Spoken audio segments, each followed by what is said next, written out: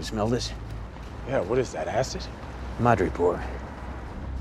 As we hit the midpoint of the season, the Falcon and the Winter Soldier is firing on all cylinders. Episode 3 is a packed chapter that efficiently unpacks many of the story's main plot threads, providing clarity for Sam and Bucky's most immediate mission and their long-term goals. This is all presented in true espionage fashion, with an undercover job in an unfamiliar city providing all the thrills, as well as the very welcome return of 3 familiar faces. And, following the trend of the previous 2 episodes, it does this without sacrificing important character development.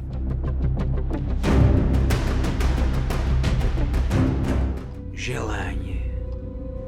Живой. 17. Those days are over.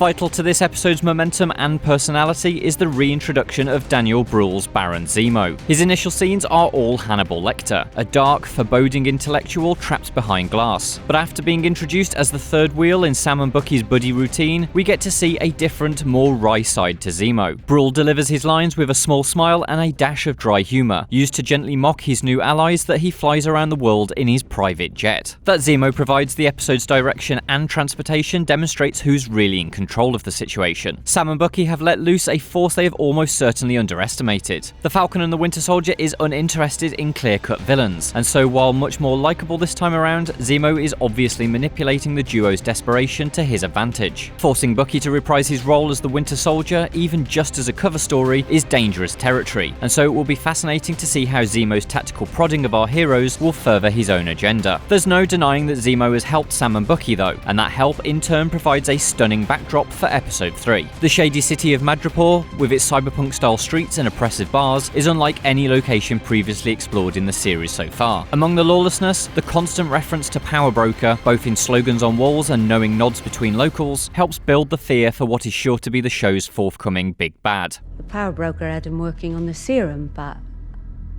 things didn't go as planned.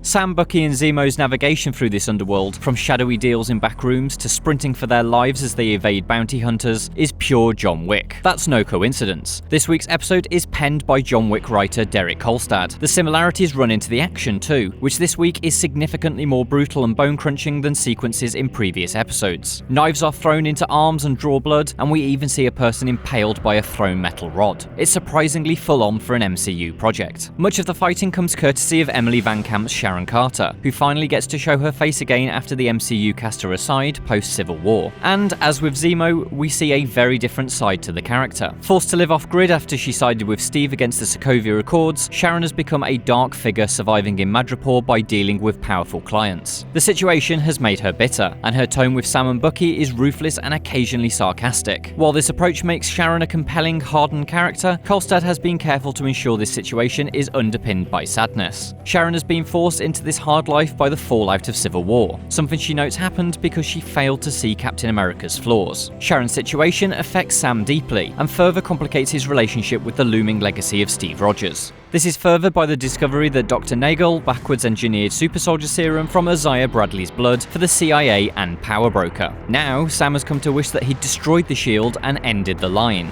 The inner conflict at the heart of the show has hit an all-time low, which perfectly positions Sam for a final 3 episodes in which he discovers what the idea of Captain America means to him. You know the whole hero thing is a joke, right? I mean, the way you gave up that shield, deep down you must know it's all hypocrisy. He knows. And not so deep down.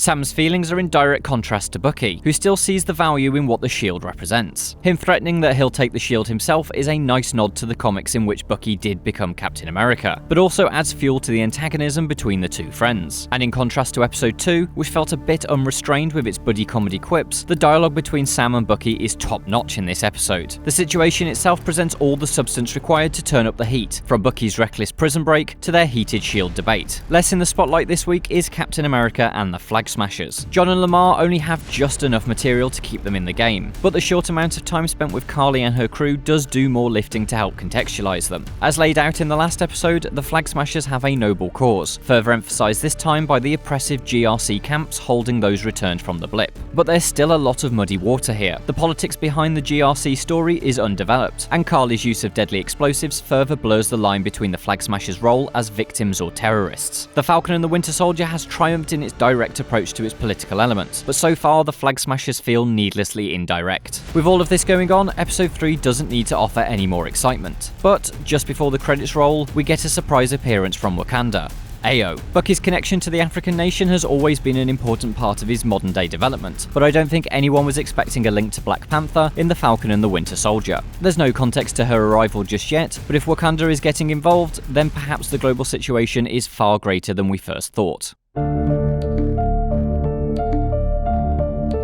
The Falcon and the Winter Soldier delivers a fantastic espionage adventure for its 3rd episode. It is packed with connecting and advancing plot threads, making for a genuine all-killer, no-filler chapter. The return of Zemo and Sharon is more than welcome, and both appear to be deeply embedded in the fabric of the story, and so are positioned as much more than just familiar faces. And through all this, writer Derek Kolstad manages to improve on the comedy back and forth between Sam and Bucky, as well as deepen their personal struggles. As we hit the midpoint of the season, The Falcon and the Winter Soldier is at a real high point.